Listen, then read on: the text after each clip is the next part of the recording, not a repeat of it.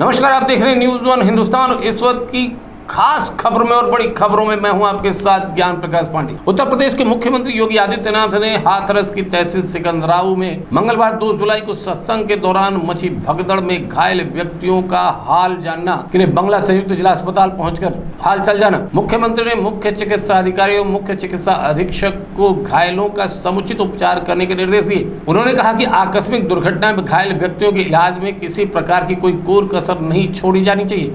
इतना नहीं, मुख्यमंत्री ने घायलों से मुलाकात कर तहसील सिकंदराऊ के घटना स्थल फुलरई मुगलई पहुंचकर घटनास्थल का निरीक्षण भी किया। मुख्यमंत्री योगी द्वारा अस्पताल में घायलों का हालचाल जानने एवं घटना स्थल का दौरा करने के उपरांत रिजर्व पुलिस लाइन हाथरस अधिकारियों के साथ बैठक करने के उपरांत पत्रकारों से रूबरू भी हुए। मुख्यमंत्री ने कहा, जो घटना हुई वो अत्यंत दुखद और दर्दनाक है। इस पूरी घटना की तह तक जाने के लिए शासन स्तर की कमेटी गठित की गई है। उन्होंने कहा कि प्रथम दृष्टया पहले राहत और बचाव कार्य को आगे बढ़ाया जाए। जो हादसा हुआ है उसमें 121 श्रद्धालुओं की मृत्यु हुई है, जिसमें उत्तर प्रदेश के साथ साथ हरियाणा, राजस्थान, मध्य प्रदेश के श्रद्धालु भी जुड़े हुए हैं। उत्तर प्रदेश में हाथरस, बदायूं, कासगंज, अलीगंज, एटा, ललितपुर, शाहजहांपुर, आगरा, फिरोजाबाद, गौतम बुद्ध नगर, मथुरा, औरैया, बुलंदशहर, पीलीभीत, संभल और लखीमपुर खीरी, रायबरेली सहित 16 जनपदों के भी श्रद्धालु जन सत्संग में शामिल हुए थे जो इस हादसे के शिकार हुए हैं। 121 मृतकों में से 6 मृतक ऐसे हैं जो अन्य राज्यों से, जिनमें एक ग्वालियर मध्य प्रदेश, एक हरियाणा और 4 राजस्थान से। 31 ऐसे घायल हैं जिनका हाथरस, अलीगढ़, एटा और आगरा के हॉस्पिटल में उपचार चल रहा है और वह सभी खतरे से बाहर हैं। इन 16 जनपदों के भी कुछ श्रद्धालु जन थे जो इस हादसे के शिकार हुए हैं। 121 में से 6 मृतक ऐसे थे जो अन्य राज्यों से थे, जिनमें ग्वालियर मध्य प्रदेश से 1 थे, हरियाणा से 4 थे और राजस्थान। हाथरस के जिला हॉस्पिटल में मैंने जो घायल हैं 31 ऐसे घायल हैं जो हाथरस, अलीगढ़, एटा और आगरा हॉस्पिटल में जिनका उपचार चल रहा है और उसमें लगभग सभी आउट ऑफ डेंजर है। मुख्यमंत्री योगी आदित्यनाथ ने कहा कि हादसे के चश्मदीद भी इस घटना के शिकार हुए जो गंभीर रूप से घायल हुए थे, उनसे वार्ता करने पर बताया कि हादसा कार्यक्रम के उपरांत जब हुआ, जब इस कार्यक्रम में सज्जन वहां पर अपना उपदेश देने के लिए आए थे।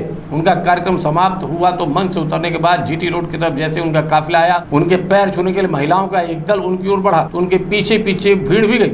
इसी के बाद वो एक दूसरे के ऊपर चढ़ते गए, जिसकी वजह से ऐसा हादसा हुआ। सेवादार भी लोगों को धक्का देते रहे, जिसके कारण जीटी रोड के दोनों ओर, जीटी रोड के अंदर भी ऐसा हादसा वहां पर होता हुआ दिखाई दिया। इसका सबसे दुखद पहलू ये था कि इस प्रकार के आयोजन में सेवादार प्रशासन को अंदर घुसने नहीं देते। दुर्घटना होने के तत्काल बाद प्रारंभिक रूप से पहले वहां पर मामले को दबाने का प्रयास किया गया, लेकिन जब उन्हें प्रशासन ने अस्पताल ले जाने की कार्रवाई की तो ज्यादातर सेवादार वहां से भाग गए। इस पूरे घटनाक्रम के लिए हम लोग एडीजी आगरा की अध्यक्षता में एक एसआईटी टीम गठित की गई है, जिसने अपनी प्रारंभिक रिपोर्ट भी शासन को सौंप दी और इस घटना के तह तक जाने के लिए उनसे कहा गया, जिस पर जांच होनी बहुत आवश्यक है। मुख्यमंत्री ने कहा कि प्रथम दृष्टया हमारी कार्रवाई ये है कि राहत और बचाव कार्य को आगे बढ़ाने के बाद आयोजकों को पूछताछ के लिए बुलाना, घटना के बारे में, हादसे के कारणों के बारे में उनसे पूछताछ करना, घटना की लापरवाही और जिम्मेदारों की जवाबदेही भी तय करना, जिसकी पहले से ही एफआईआर दर्ज हो चुकी है।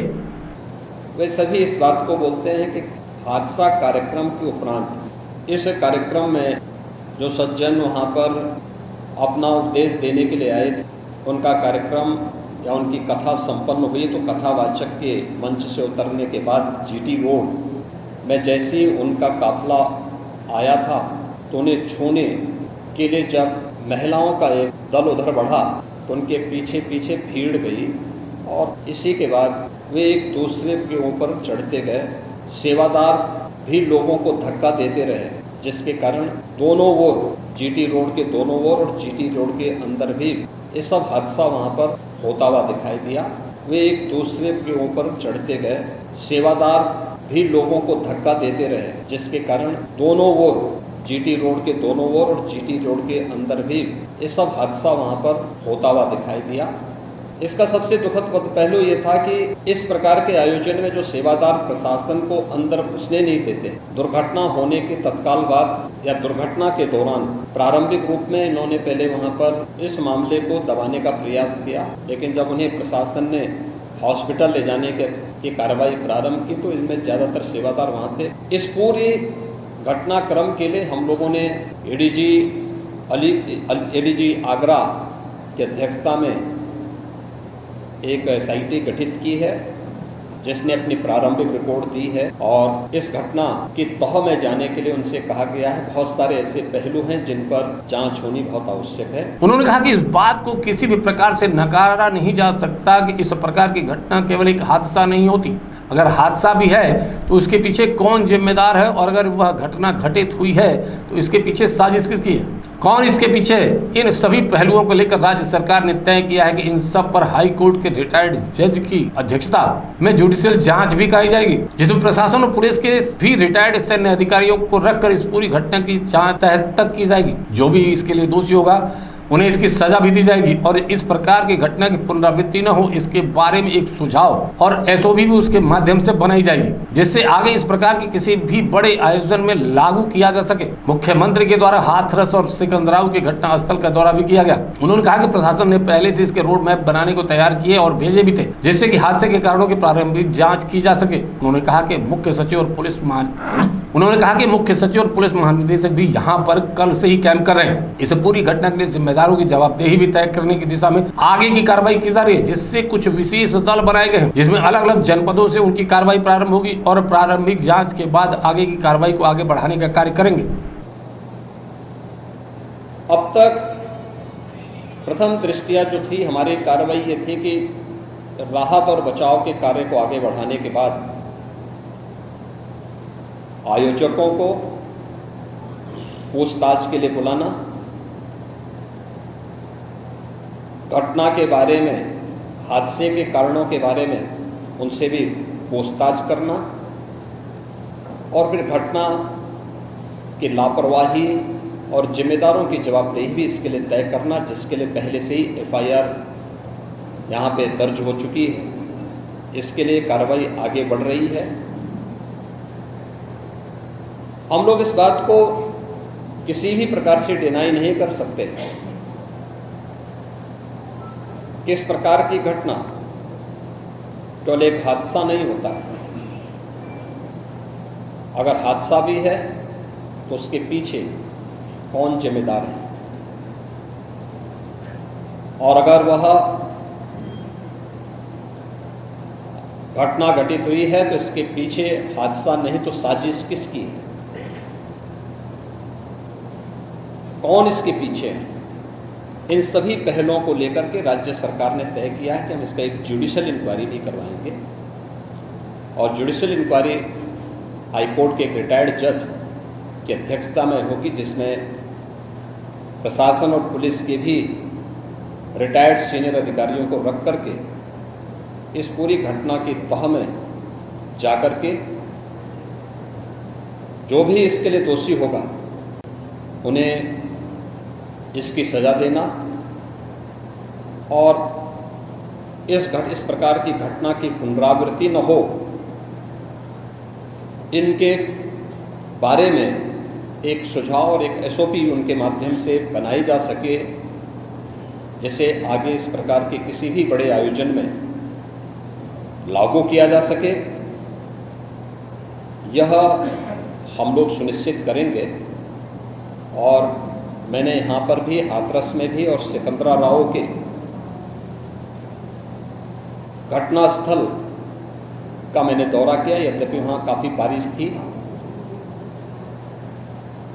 और वहां जाकर के मैंने एक बार उसको देखने का प्रयास किया है। यद्यपि प्रशासन ने पहले से इसके मैप भी बना के तैयार किए थे और भेजे भी थे, लेकिन हादसे के कारणों की प्रारंभिक व्यवस्था देखी जा सके, इसको देखने के लिए वहां पर मैं स्वयं गया था, और हमारे 3 मंत्री यहां पर कल से ही कैंप कर रहे थे। मुख्य सचिव और पुलिस महानिदेशक भी यहां पर कल से ही कैंप कर रहे हैं। सीनियर अधिकारीगण भी यहां पर पुलिस और प्रशासन के अधिकारीगण यहां पहले से ही कैंप करते हुए इस पूरी घटना के लिए जिम्मेदारों की जवाबदेही तय करने की भी दिशा में आगे कार्रवाई की जा रही है, जिसमें कुछ विशेष दल बनाए गए हैं, जिनमें अलग अलग जनपदों में उनकी कार्रवाई अब प्रारंभ होगी। सीएम योगी ने कहा कि जुडिशियल जांच के बारे में आज ही इसके नोटिफिकेशन शासन द्वारा जारी किए जा चुके हैं। वहीं दुर्घटना में घायल व्यक्तियों को प्रदेश व केंद्र सरकार की ओर से 1-1 लाख रुपए और मृतकों के परिजनों को 4-4 लाख रुपए की सहायता राशि के रूप में दिए जाएंगे। इस बात के लिए आपको इस बात के लिए मैं कह रहा हूं ना कि मैंने इसीलिए जुडिशियल कमीशन के बारे में राज्य सरकार ने इसको तय किया है। हम इसके तहत निष्कर्ष पर आएंगे और इस प्रकार के बड़े बड़े आयोजन हम लोग करते रहे हैं, लेकिन कहीं भी कोई इस प्रकार की चीजें नहीं आई है। और मुझे लगता है हम लोगों ने इस प्रकार के बड़े बड़े आयोजन हमेशा किए हैं, कुंभ जैसे बड़े आयोजन किए हैं, बड़े बड़े कार्यक्रम होते रहे हैं, लेकिन इसीलिए मैंने कहा कि इसकी तह में जाना आवश्यक है कि आखिर इसके पीछे कौन लोग इसके लिए जिम्मेदार हैं। दूसरा, राज्य सरकार ने और केंद्र सरकार ने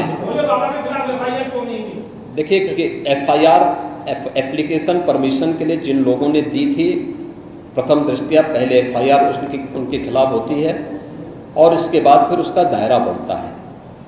ये सभी अन्य लोगों के दायरे में आएंगे, जो भी इसके लिए जिम्मेदार होंगे वो इसमें आएंगे।